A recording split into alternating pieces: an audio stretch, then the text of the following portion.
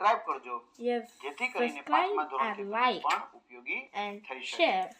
તો આપણે વાત થઈ હતી કે રામજી બાપાના ખેતરે ગુજરાતી પડેગી મૂકી આવે છે અને રામજી બાપા કહે છે કે તારે જોઈએ એટલો ધરાઈને ગોળ ખાજે અને તે इसमें क्या बोला गया है जे रामजी बापा હતા આપણે અર્ધ ઉધી આવી ગયેલા એમાં હું કીધું જે રામજી પપ્પા હતા તે મિન્ટુભાઈને એમ કહેતા હતા કે હે ને મિન્ટુ તું જેટલો ભરીને ગોળ ખાડે તો ખાઈ લેજે પણ મારા હાથે કામ કરજે। આગળ આપણે ગોળ આપે છે તે ગોળ ખાવા માંડે છે અને શેરડીનો રસ પણ પીવે છે।